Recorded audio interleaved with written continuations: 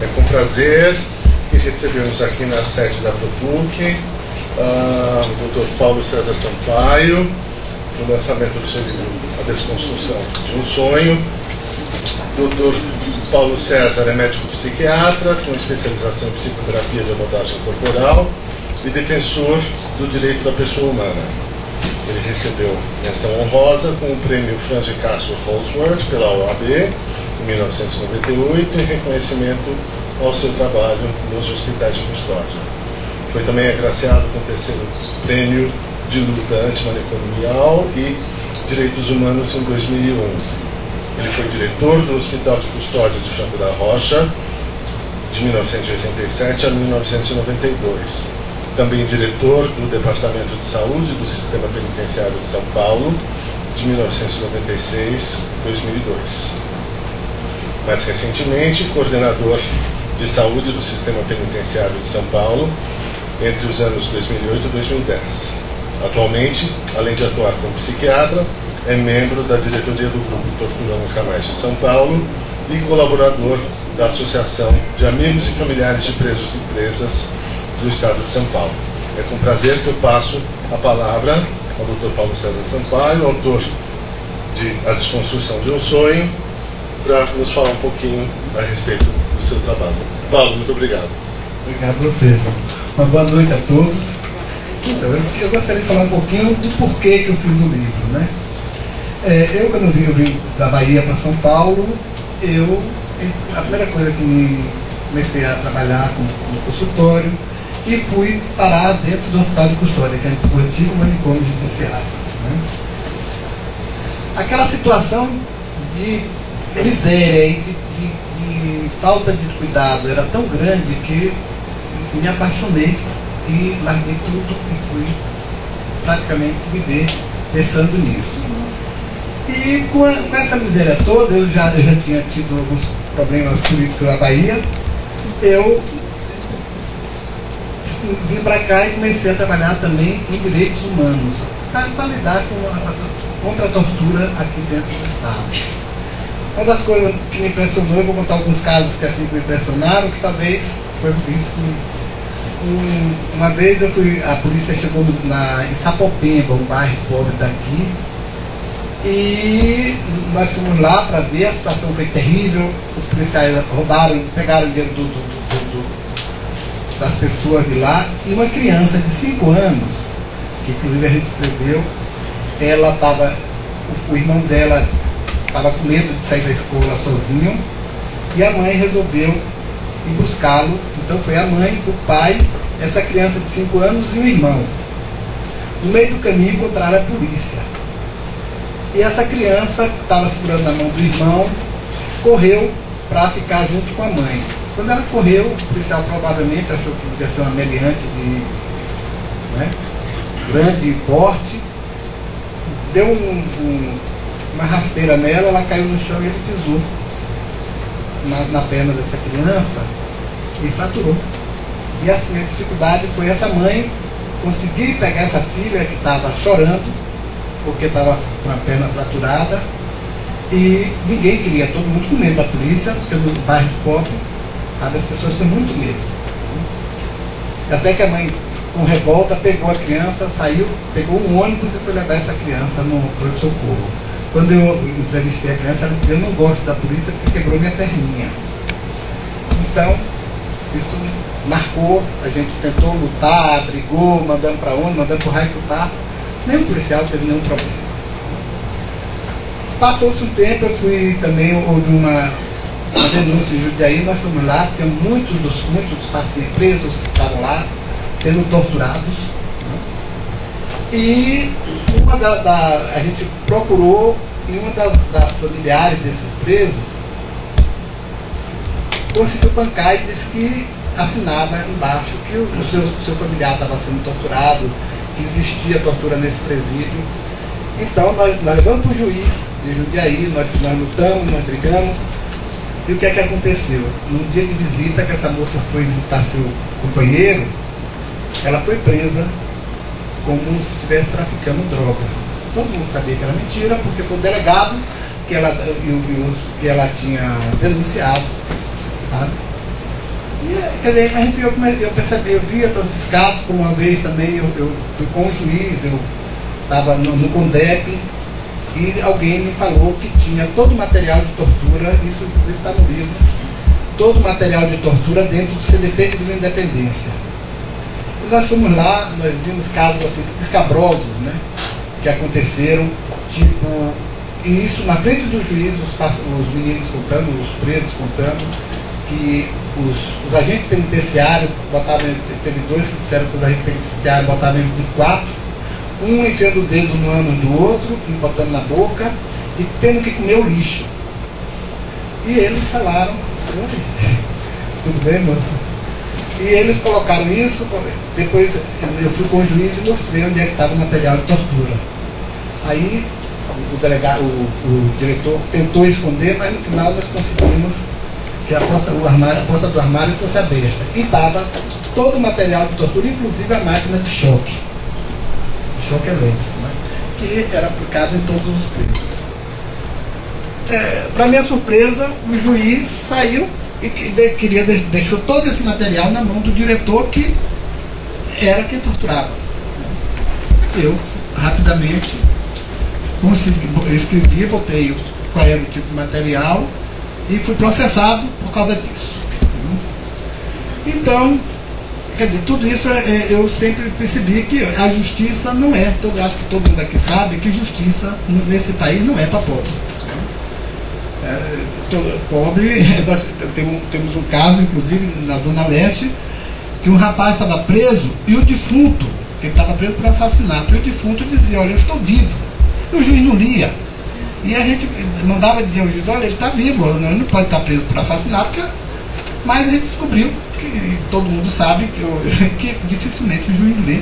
Inclusive saiu uma piada agora, né, que um advogado colocou a receita de um bolo no processo, dizendo que estava colocando a receita, que sabia que o juiz não lia. Eu fui, coleguei, muito legal que você veio, né? Então eu fui no diretor do manicômio. Quando nós chegamos lá, a situação era tétrica, né? Já não era tão tétrica porque já estava num processo de mudança. Mas mesmo assim, a mudança acontecia lá dentro. As pessoas não tinham nenhuma visão de fora. Tá? E 6 horas, 7 horas já estavam trancados nas celas. Então a gente começou a tentar uma mudança inicialmente, como não existia reforma, isso foi em 86, né? Como não existia reforma, não existia essas coisas todas, a gente começou a lutar para uma pequena abertura. A gente botou espelho, que é uma coisa, inclusive eu coloquei no livro, uma coisa interessante, que assim, os pacientes se pressionavam em se ver, depois de anos e anos que eles não conseguiam se ver. Sabe?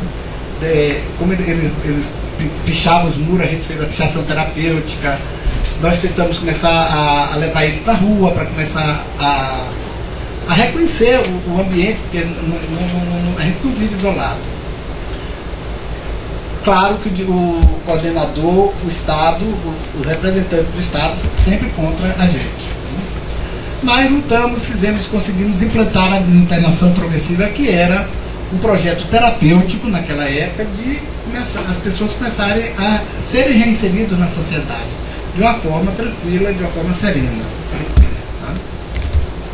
Passou-se, depois eu saí porque fui fazer outras coisas na vida, fui trabalhar com direitos humanos, que é uma coisa que eu gosto muito. E agora em 2010, novamente, depois de uma série de problemas dentro do sistema penitenciário, dentro dos manicômios. Então, porque houve, não sei se você lembra do maníaco da Cantareira, tinha dinheiro e eles não gastavam, a tuberculose estava em todo o sistema com um bacilo multiresistente. Aí me convidaram e eu, que já estava meio macaco velho, disse que eu ia, mas só ia se fosse através do CONDEP e fui junto com o Malheiro, o embargador, para que eu tivesse pelo menos a certeza de que eu não ia ser novamente tripudiado lá dentro, né? E aí fizemos um trabalho, nós conseguimos mudar pelo menos a filosofia e o sentimento do que é a saúde dentro do sistema penitenciário, principalmente a saúde mental. Uma das coisas que a gente tentou o tempo todo foi tirar esse modelo médico, apesar de eu ser médico, para um modelo interdisciplinar. Porque não é cabível, nesse tempo, sabe, que a gente continue com um modelo que já está ultrapassado. Não existe um projeto terapêutico que seja feito só por um profissional. Para você fazer uma perícia, sabe, para você dizer se o paciente está bem ou não, o médico sozinho não pode dizer. Ele precisa saber se o paciente tem conscientização da doença, que aí é mais a parte do psicólogo, saber qual é o respaldo familiar, saber do dia a dia dessa pessoa. E isso são outros profissionais, psicólogo, assistente social, terapeuta ocupacional, enfermeiros, que têm a condição de dizer. Mas isso não acontece, primeiro porque toda a saúde mental ainda está voltada para um profissional só, para psiquiatra. E que essa pessoa não consegue, de jeito nenhum, cuidar da saúde mental inteira. Então, ou se divide isso, se começa a mudar, inclusive estão acontecendo coisas absurdas agora, como não. E é importante a gente até entender isso, eu coloco no livro, mas assim, como nós não fazemos nada dentro dos hospitais de custódia, como essas pessoas são jogadas lá e ficam o tempo todo sem um tratamento adequado, e quando se tenta fazer um tratamento adequado, Carmen nos auxiliou nesse projeto, nós somos repelidos porque o Estado não pretende que isso aconteça. Aí se criam leis absurdas. Agora se criou indulto humanitário para doente mental. Quer dizer, como é que uma pessoa tem um transtorno mental e é o juiz que diz que ele está bom? Agora, ninguém reclama, por quê? Porque como eu não trato, eu também não tenho direito de dizer que se essa pessoa está bom, não. Então o problema é do juiz. Né? É a mesma coisa do parecer. A gente faz um parecer de sensação de periculosidade, mas quem decide se o paciente sai ou não é o juiz. Agora o parecer também é uma coisa médica. É um médico que faz e o outro assina.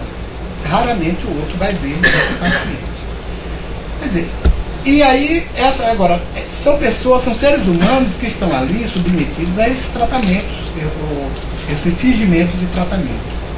Quando nós fizemos, nesse livro, nós fazemos uma proposta correta, ou quase correta não, mas o mais próximo que nós podemos chegar do correto, claro que está aberta, se tiver, se alguém um dia, porque também a proposta está lá, feita, mas ninguém usa, de tratamento dessas pessoas. Agora, tratamento com projeto terapêutico, com planejamento, com uma equipe acompanhando ele, que todo mundo seja responsável por isso.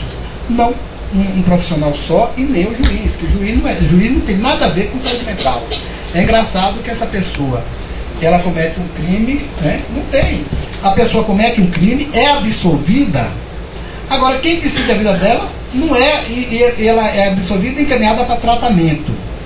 Só que nem nós tratamos, porque não nos importamos com isso, e no final quem decide é o juiz. Então, quando acontecem as aberrações, como acontece muito, ninguém responde por isso, porque o juiz não responde mesmo, né? E nós não respondemos, porque nós não somos. Quem disse se sai ou não é o juiz. Quer dizer, são absurdos, absurdos que acontecem. Então, nós fazemos uma proposta, inclusive que a reforma, criticamos também criticamos a reforma que houve, porque a reforma não abrangeu os pacientes em medida de segurança, a reforma não abrangeu os pacientes dependentes químicos, na época da reforma não se colocou isso, e pior ainda, os transtornos sexuais, pedofilia, a gente finge que não existe, sabe? Uma pessoa com transtorno sexual, quer dizer, tá no CID, é uma doença e a gente finge que não existe. Quer dizer, e todo dia acontece pacientes que saem, quer dizer, e que cometem novamente o crime porque não foram tratados. Então a nossa proposta foi mudança disso. No último capítulo eu falo do como é que o Estado se defende, né, quando qualquer pessoa tenta mudar esse status quo que ele mantém e que deve ser útil para algumas coisas, até talvez para corrupção, porque, inclusive, eu cito alguns trechos, eu não falo claramente da corrupção, porque a mim, eu nasci e acho que depois de uma certa idade a gente não consegue mudar. Sabe? Eu sou honesto, sou ético, né? Inclusive eu brinco que eu trabalho em um local em que as pessoas, eu ganho por 12 horas e eu trabalho às 12 horas. Eu sou recriminado pelo meu diretor porque eu não estou cumprindo a norma que é você trabalhar por 12 e fazer 6. Eu não entendo isso e não consigo fazer, então a gente é recriminado. Então nesse 6º capítulo eu mostro como é que o Estado, né, se defende de qualquer pessoa que tente fazer um trabalho decente. Aí, por causa desse trabalho, eu fui acusado de orgias sexuais, eu, mais algumas pessoas, né?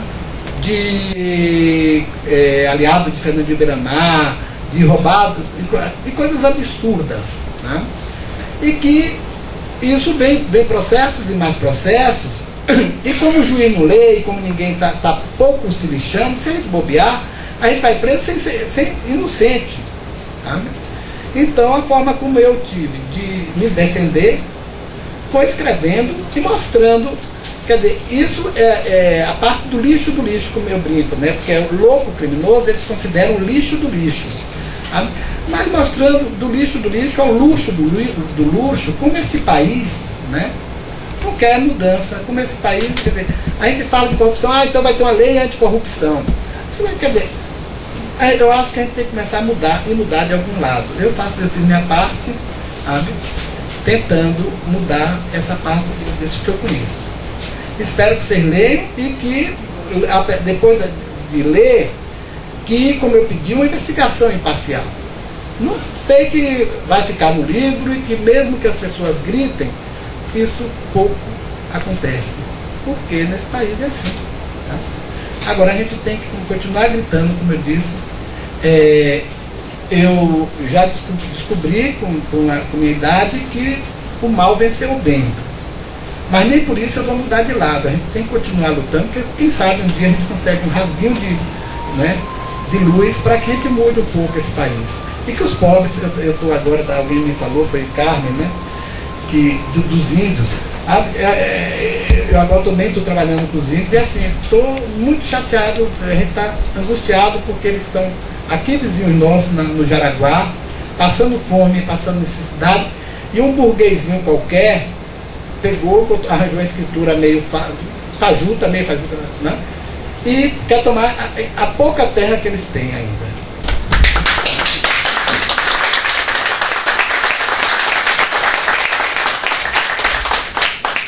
E o Paulo, para mim, é um exemplo de coragem.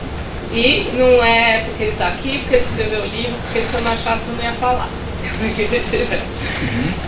Assim, as coisas que ele fez, o que ele conseguiu de mudança no sistema prisional, na saúde do sistema prisional. Então, assim, são mudanças que permanecem, que foi de 2008 a 2010, o período que ele ficou. Infelizmente ele saiu, eu nunca me conformei dele ter saído. Essa é a parte da bronca que eu dou nele, porque de repente eu fiquei na mão ali, eu continuei e não tinha mais o Paulo, que era uma pessoa que fazia toda a diferença na mudança. Então nunca me conformei dele ter saído, não concordo com as razões dele ter saído nem nada. Mas enquanto teve, promoveu mudanças que duram até hoje. Então não só na saúde mental, com propostas novas de tratamento que não existiam até então, como a colônia um setor dentro do hospital de custódia do Franco da Rocha para tratamento de drogadição, por adição do paciente, por falta de remédio com abstinência total, e isso assim, bancando sozinho, em razão da coragem, entendeu? Que pacientes fugissem, porque o local onde foi criada esse lugar para os drogaditos era um local de fácil acesso à liberdade, no presídio, que é um hospital de custódia no estado de São Paulo e em qualquer estado do Brasil. Então, tudo isso foi feito realmente com muita coragem. Uma outra coisa que foi feita não existia hospital no sistema penitenciário, existia uma falta de médico absoluta. Ainda existe uma falta absoluta de médicos dentro do sistema prisional, porque existe uma diferença do pagamento dos profissionais da saúde da Secretaria de Administração Penitenciária com os profissionais da Secretaria de Saúde. Então, abre concurso, não tem médico inscrito para o concurso, porque ninguém tem interesse não só de trabalhar com preso e ainda ganhar menos, aí tem menos interesse ainda, né? Então, o que o Paulo fez foi fazer um convênio com a Fundação Santa Casa, criou o hospital do sistema penitenciário que existe hoje ali no Carandiru, onde chama Centro Hospitalar do Sistema Penitenciário, que funciona com os médicos da Santa Casa que dão atendimento lá, e funciona até hoje, e foi uma forma encontrada de que os presos tenham atendimento médico efetivo. São realizadas cirurgias, são realizadas consultas ambulatoriais, internação. Essa é uma das conquistas do Paulo durante o período que ele teve lá na Secretaria de Administração Penitenciária. E para conseguir isso, o hospital que existia, que era um arremedo de hospital, era dominado pelo PCC. Então eu lembro a primeira vez que nós entramos lá, que eu fui com o Paulo, assim que ele assumiu, nós fomos ver o hospital e corria o boato de que lá não entrava doente. Era o hospital penitenciário que não entrava doente porque o PCC não deixava. Então a gente entrou no que era o hospital, só tinha cadeirante e eles estavam falando no celular, assim, a gente foi entrando, né? Não tem celular, enfim. Tem celular em presídio, né? É ridículo achar que não tem, que vai não sei o quê. Não, tem, todo mundo sabe, mas era o descaramento total, né? A gente entrando e todo mundo falando no celular. Pera um pouquinho, eu vou desligar o celular, punho embaixo da perna e tal. E aí o Paulo falou assim, olha gente, aqui nós vamos fazer um hospital. Aqui não, doutor. Aqui não. E fez, tirou os cadeirantes. Ele fala, eu aprendi com o Paulo isso. Lugar de cadeirante não é no hospital. Cadeirante não é doente. Só vem cadeirante para o hospital quando ele estiver doente. Então tirou todos os cadeirantes, tirou o PCC do hospital, e hoje o hospital a parte médica é da Santa Casa. E não precisa ser de nenhuma facção criminosa, basta ser doente e estar no sistema prisional para ser atendido lá. É uma conquista do Paulo. Eu tenho toda uma admiração pelo trabalho que ele fez, tive o privilégio de poder participar desse trabalho de várias formas, e deixo aqui consignado o meu protesto dele ter abandonado o barco, que eu não me conformo. Obrigada.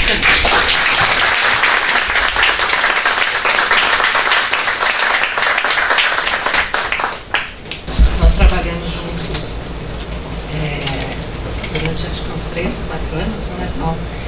Em um hospital psiquiátrico, e lá, por coincidência, quando o Paulo foi trabalhar no hospital, ele entrou em contato para uma vaga que nós tínhamos, e nós conversamos por telefone, né? Ele vinha de uma outra unidade para lá, e na ocasião eu estava substituindo o diretor, então o primeiro contato foi com o Paulo. Nós ficamos um tempo grande conversando, e para minha surpresa, naquele momento o Paulo dizia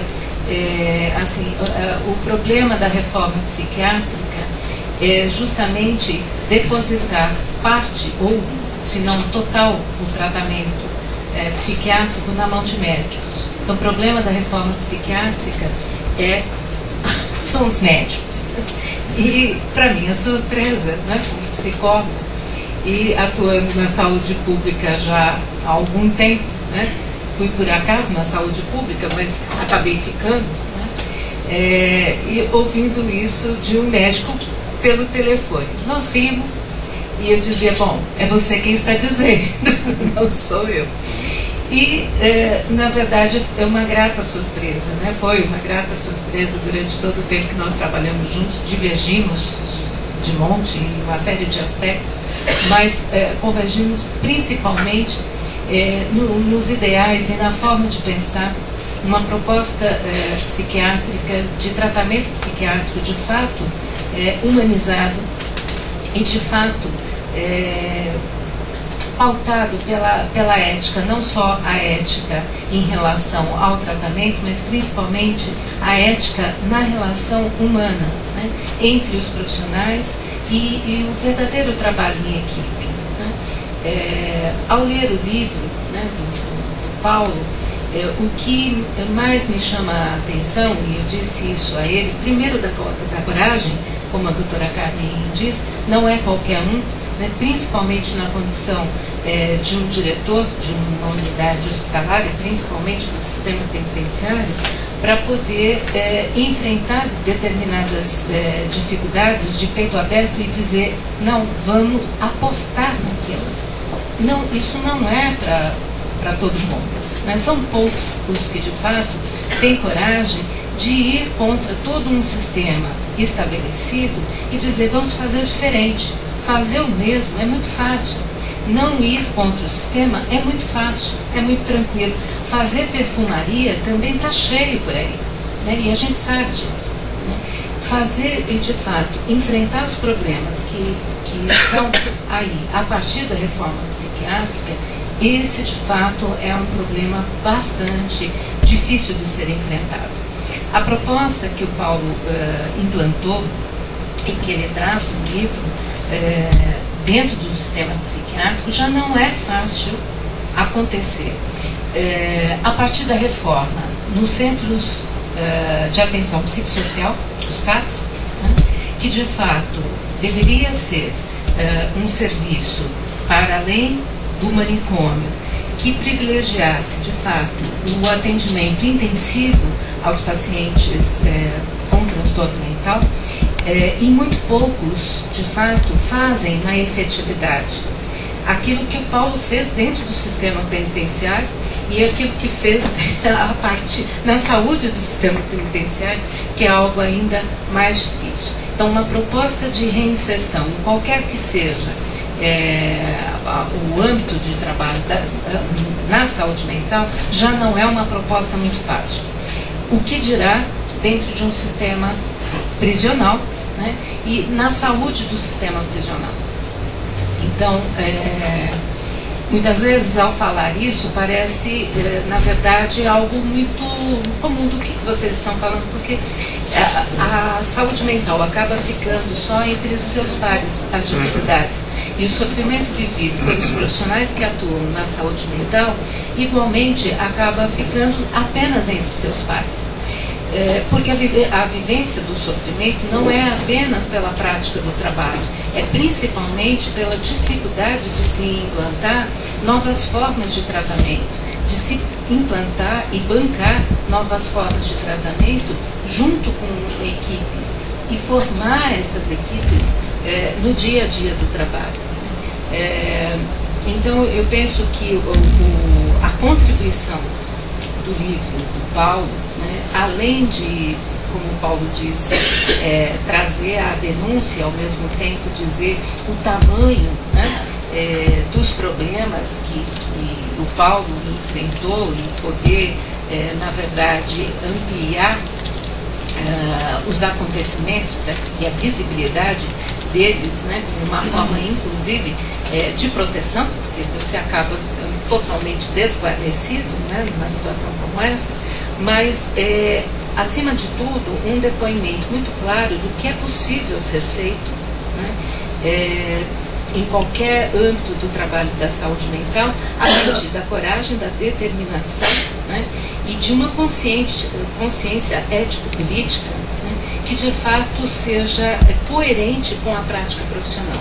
Uma coisa é você fazer o discurso do ético e do politicamente correto, outra coisa é você implantar, né, isso de fato e desbravar, né, todas as questões. Fazer política, né, é muito fácil, né? Agora, de fato, implantá-la, né, implantar propostas que de fato sejam edificantes, isso de fato não é para qualquer um, né?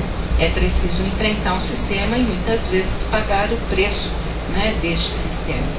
E acho que em grande parte é isso que está aí. Fiquei muito feliz também de ter sido convidado para participar desse evento, porque com muito entusiasmo eu li o seu livro e percebi a energia que você depositou nessa causa de maneira quixotesca mesmo, né? Isso é muito contagiante. Acho que o ambiente universitário, e aqui a gente está numa associação de professores, esse entusiasmo tem que ser passado adiante para que a luta continue e as conquistas sejam efetivamente ampliadas, porque de fato é muito louvável o que você conseguiu fazer com tão pouco recurso, com tanta resistência, e só mesmo com a coragem e com o ideal que foi possível transformar a vida de tantas pessoas que tiveram a oportunidade de serem reinseridas na sociedade, quando na verdade a proposta do sistema não oferecia essa oportunidade para elas. Então, desde logo eu queria parabenizá-lo por isso. Bom, o meu papel aqui de tentar destacar alguns pontos do seu livro e fazer algum contraponto com a disciplina que eu leciono, com o que eu me interessei em fazer na academia. Eu queria dizer o seguinte, que de uma certa maneira, em primeiro lugar, a medida de segurança ela está vinculada ao direito penal, né? Ela começa lá no direito penal, e quando ela começa lá no direito penal, a gente tem que se perguntar primeiro o porquê do direito penal, o que o direito penal tem feito com a sociedade, e aí depois chegar e discutir a medida de segurança. O direito penal não atende, em primeiro lugar, a nenhuma das finalidades para as quais ele se propõe a existir, né? Muita gente falava-se desde o século XVIII, a finalidade da pena é retribuir. A gente não retribui nada, na verdade, né? Porque a vida, em primeiro lugar, é um bem infungível, insubstituível. Você não troca uma vida pela outra, né? Você não retribui uma vida pela outra. Aí quando você fala de crimes patrimoniais, a gente percebe no nosso sistema que o sonegador de impostos paga e se livra do processo criminal. Mas a pessoa que furta uma loja de conveniência, que rouba num farol, não adianta devolver porque ela não vai conseguir nada. Então a gente também não está retribuindo. Prevenir, muito menos, né? Diz, a missão do direito penal é prevenir a ocorrência de novos crimes. Isso é uma mentira, né?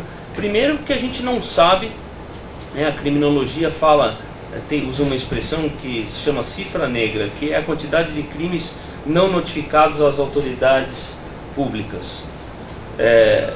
Todos nós já fomos vítimas de crimes e muitas vezes não notificamos a autoridade pública, então a gente já não sabe nem quantos crimes são praticados, que dirá quantos crimes não são praticados e por qual motivo. Saber se a pena é que motivou o sujeito a não praticar um crime. E aí eu pergunto para vocês aí, por que vocês não praticaram um crime hoje? Né? Hoje mesmo? Bom. Mas talvez tenha deixado de praticar alguns, não praticou só alguns, né? A nossa legislação penal tem mais de 1000 crimes, então tenho certeza que você não esgotou hoje a sua atuação. De qualquer forma, o crime é multifatorial, não é possível nós determinarmos, olha, foi este motivo, foi aquele outro motivo. É um fenômeno altamente complexo, então essa ideia da prevenção ela é intangível, nós não conseguimos saber o porquê que as pessoas praticam ou não praticam. A gente pode ter uma ideia, pode ter um panorama, mas é muito difícil estabelecer uma razão para a prática do crime. Isso tem a ver com uma pessoa que tem também transtorno mental, né? Depois, ressocializar. Todo mundo diz, ressocializar. Você vai ensinar o sujeito a se comportar de acordo com o mínimo ético-social fora do ambiente social. Então, como é que se ensina a pessoa a se comportar em sociedade fora da sociedade? É uma contradição também em termos. Então, o direito penal, dizia um professor já falecido, o direito penal, quando muito, serve para a gente estudar. Mais do que isso, é difícil a gente... E aí, quando nós chegamos com a ideia da pessoa que praticou o crime, ele é sempre o outro. Nós não nos vemos na pessoa que pratica o crime, no chamado criminoso. E a partir desse antagonismo que nós, indivíduos, fazemos em relação àquele que pratica crime, essa pessoa que praticou o crime deixa de ser objeto da nossa preocupação. Porque de um jeito ou de outro, as nossas preocupações são quase sempre autorreferentes, autobiográficas, egoístas. Então a gente se propõe a compreender aquilo que a gente faria. Aquilo que a gente não faria, a gente não compreende. Isso não é compreensão, é autopiedade, né? Então, quando o preso é o outro, o criminoso é o outro, a pessoa que tem transtorno mental é o outro, eu não preciso mais me preocupar com essa pessoa, né? É uma preocupação que não dá voto. A gente, quando participa de debate sobre o sistema carcerário, encarceramento em massa, a gente diz, não, o preso é o último da fila das prioridades. Não, não é o último, ele é o penúltimo. O último é a pessoa com transtorno mental que está num hospital de custódia. O preso é o penúltimo, né, das prioridades do Estado. E não dá voto justamente por isso, né?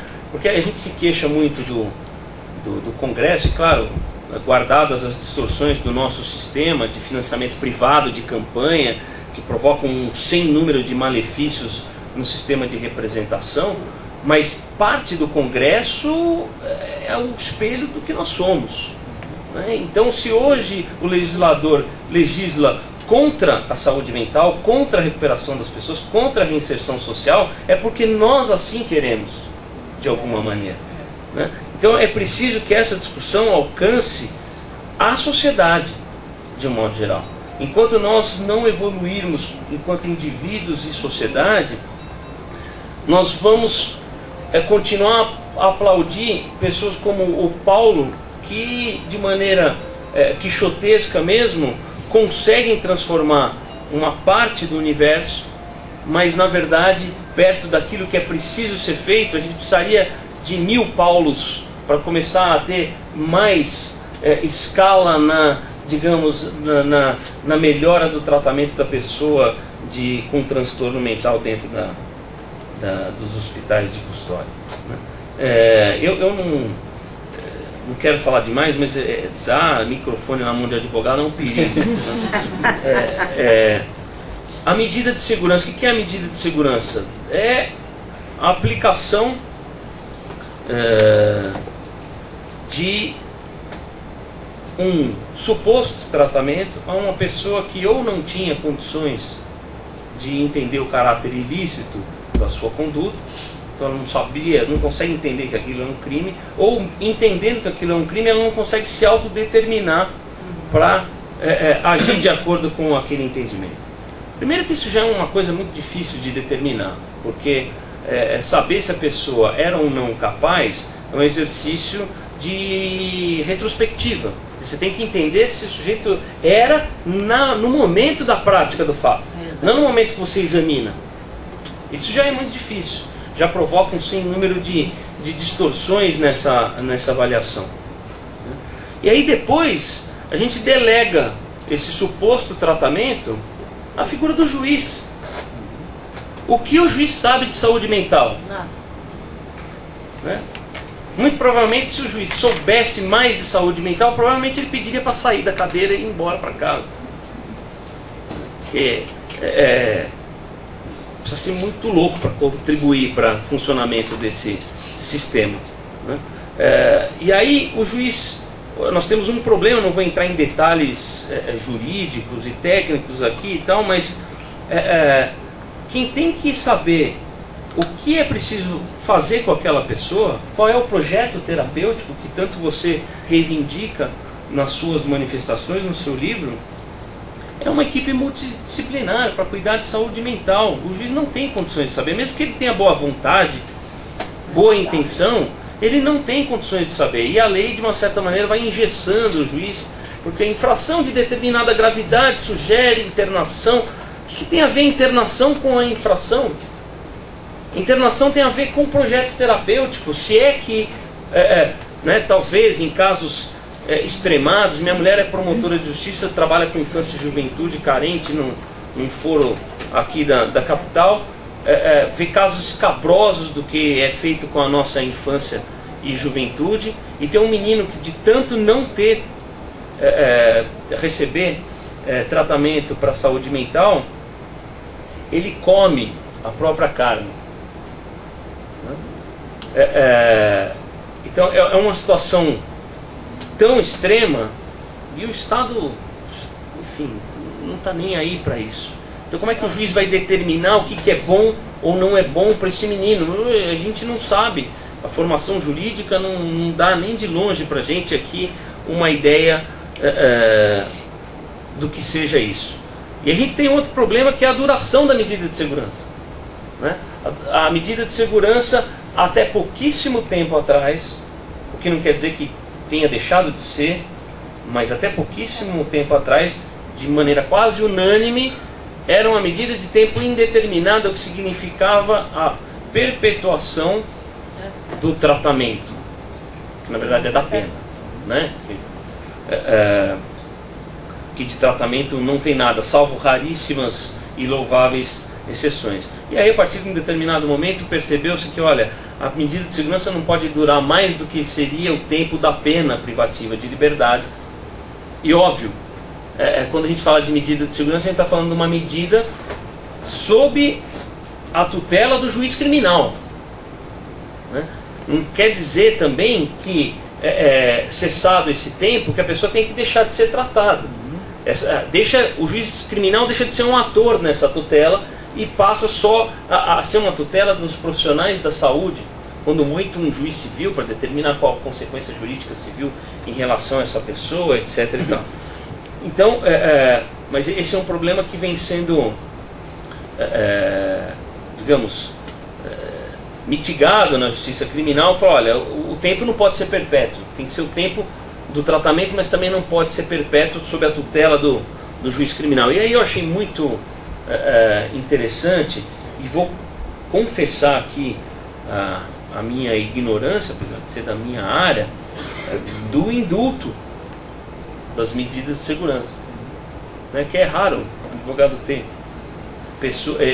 trabalhar na execução das medidas de segurança, até pela própria questão da dinâmica econômica das pessoas, são largados, etc. E tal. Então o juiz não pode mesmo, e não é um juiz, né? Porque indulto é um ato da presidência da República. A presidência da República decidir quando a pessoa deixa ou não deixa de ter transtorno mental para depois sair, sabe-se lá, em que circunstância. E ninguém está querendo que as pessoas fiquem encarceradas, aprisionadas. A ideia não é essa. A ideia é que o tratamento, e isso foi o que o Paulo pontuou aqui no livro, eu achei muito interessante. Queria só levantar algumas outras questões. Acho muito bacana os relatos das histórias bem-sucedidas que o Paulo trouxe aqui no livro, da desinternação progressiva, porque isso mostra para o Poder Judiciário, para o cidadão, né, que é possível ter esperança nessas pessoas. E quando a gente diz é muito difícil, né? Nós que não conseguimos incluir o portador de transtorno mental na nossa sociedade de um modo geral, então vi de crianças portadoras de deficiência intelectual, o meu filho mais velho é autista. Que escola está preparada hoje para receber uma criança autista? Então a gente já não inclui quem não cometeu crime nenhum. Quem cometeu, então aí é que ninguém está mesmo disposto a incluir. Então essas histórias são histórias verdadeiras, né? Isso aconteceu. O que não quer dizer, obviamente, que todos os tratamentos, todos os projetos terapêuticos deram certo. A gente sabe que não. Mas o que o Paulo está mostrando não é uma Shangri-La, mas está mostrando um caminho do que é possível fazer e do que a gente não tem feito, né?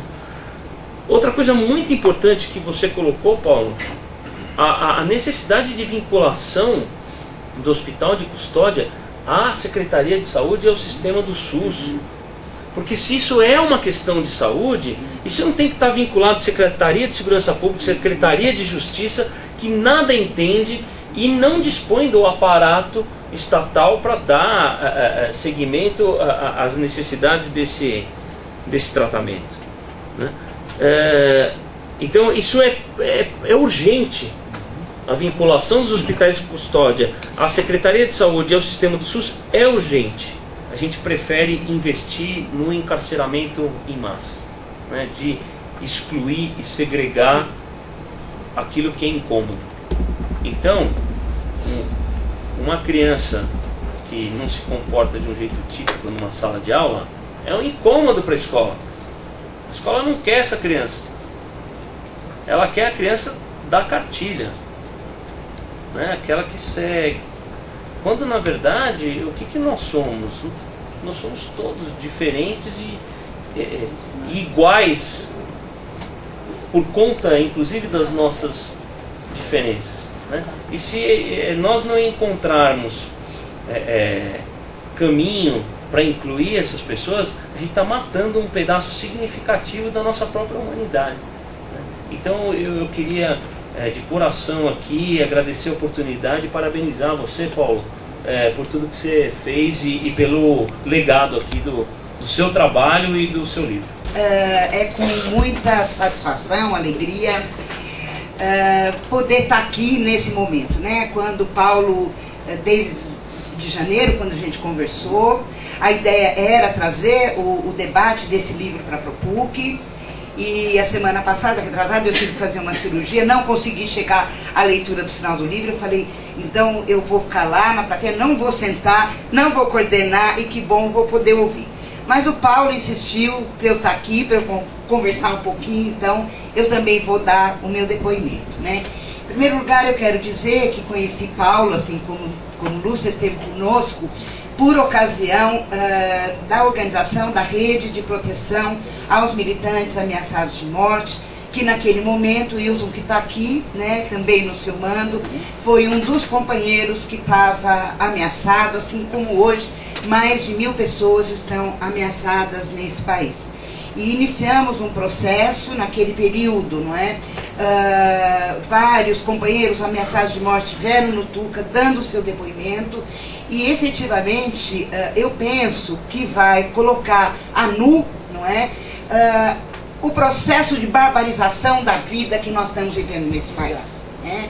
E por isso eu quero dizer que não só lá, nessa convivência, nessa militância que tivemos, mas aqui e agora a partir do próprio livro e na continuidade, porque efetivamente interessa esse debate fundamentalmente ao reconhecimento desses indivíduos sociais como sujeitos históricos, dessas personagens que são aqui retratadas pelo Paulo na sua dignidade, na sua possibilidade histórica e de vida.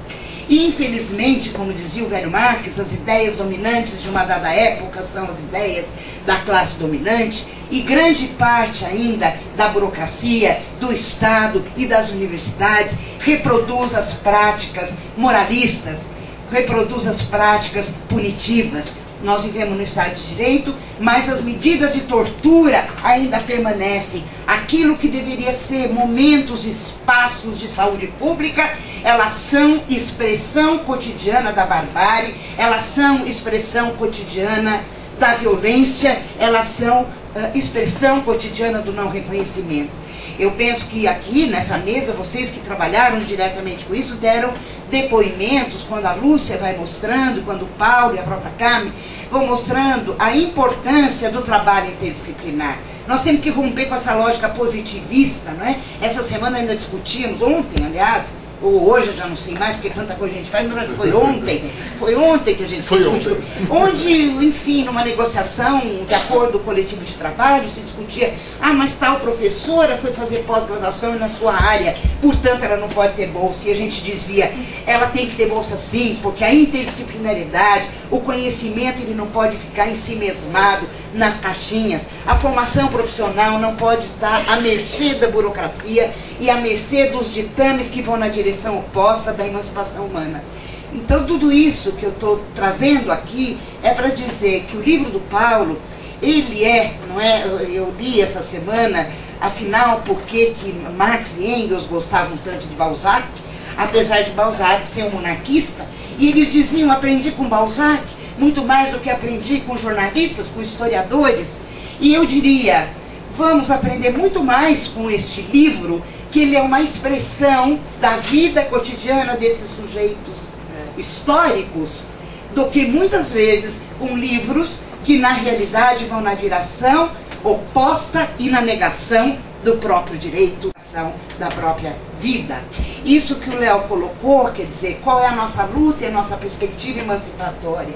É que a gente lute por liberdade, que a gente lute por igualdade, e efetivamente nessa luta por liberdade e igualdade significa o reconhecimento de indivíduos sociais que são diferentes, que têm transtornos, que estão com a dependência química e que não podem ser tratados numa questão punitiva, moral, conservadora, mas eles têm que reconhecer como parte da sua própria vida e são parte do processo de tratamento, que eu não chamo de cura, mas parte do seu processo de reconhecimento, porque a saúde não é a cura, não é a presença de doença, mas é efetivamente as condições objetivas de saúde, de educação, de moradia, de trabalho, de respeito, da livre orientação sexual, das relações afetivas como possibilidades humanizadas. E nesse sentido, esse livro trabalha tanto a objetividade, que são as condições materiais, do empobrecimento da grande maioria da classe trabalhadora nesse país, mas dos elementos da maior sensibilidade, da subjetividade, que é quando essas pessoas sequer podiam ter um espelho e o espelho está lá. Que na realidade a arte como mediação foi trabalhada numa pichação cultural, com uma expressão da cultura, com o reconhecimento de que essa é uma dimensão da nossa vida, a arte, a cultura, a ética, a estética, né?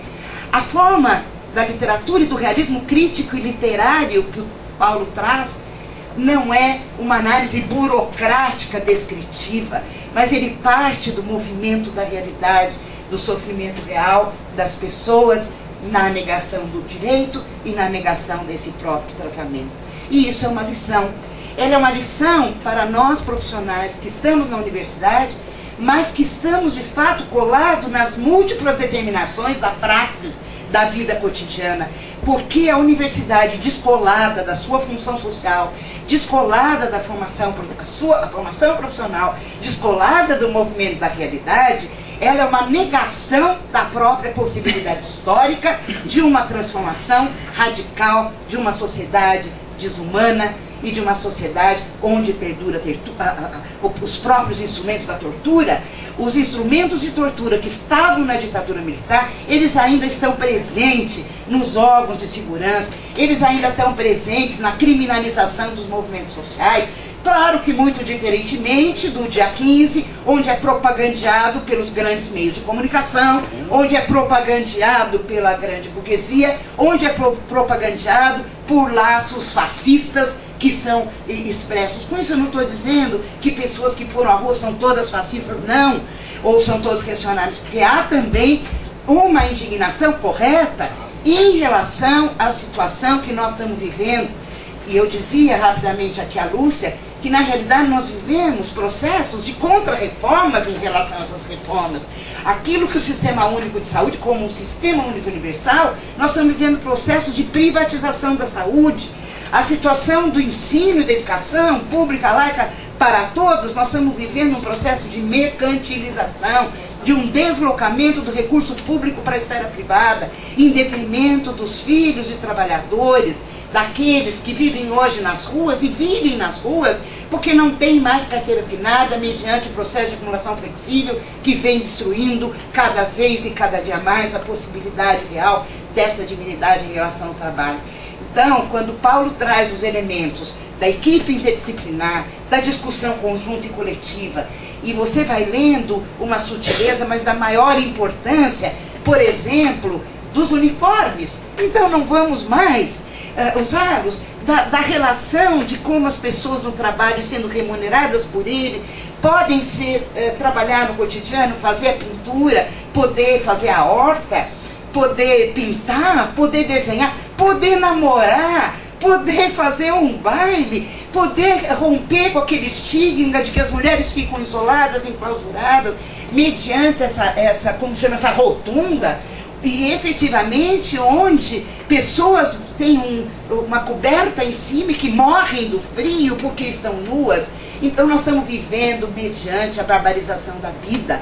E nós não podemos, como diz o nosso professor Zé Paulo Neto, possibilitar que a cronificação da barbárie nos impossibilite para a ação, para a organização e para a luta. Portanto, essa não é uma questão importantíssima dos profissionais da área da saúde, mas ela é uma responsabilidade nossa, como formadores, como educadores e numa perspectiva da praxis. E nós estamos vendo cada vez mais o dinheiro e o recurso público, como vimos agora no Congresso Nacional, com uma redução do recurso para a educação, para a saúde, e a saúde mental, que já estava lá embaixo, com menos recurso para a saúde mental. Além de que uma ausência de transparência em relação às dotações orçamentárias, que sequer chega efetivamente aquele recurso necessário, como dizia a Lúcia, para uma coisa mínima, para um lápis de cor para ele poder desenhar, para um papel para ele poder se expressar, por um lápis para ele poder pôr a sua referência, o seu poema, uma fotografia para ele poder se reconhecer como sujeito. Portanto, eu quero parabenizar de coração mesmo e convicta que esse trabalho é um trabalho que vai merecer muitos debates, e vamos voltar a esses debates que já começaram calorosos, e que a gente faça muitos outros debates, mas mais do que isso, de que a gente se aproprie dessa concepção libertária, igualitária, com radicalidade, mas também com alegria pela beleza e pela possibilidade da vida a todos nós, embora curta, embora tênue, mas de fato necessária para um novo patamar emancipatório. Parabéns, Paulo. Obrigada.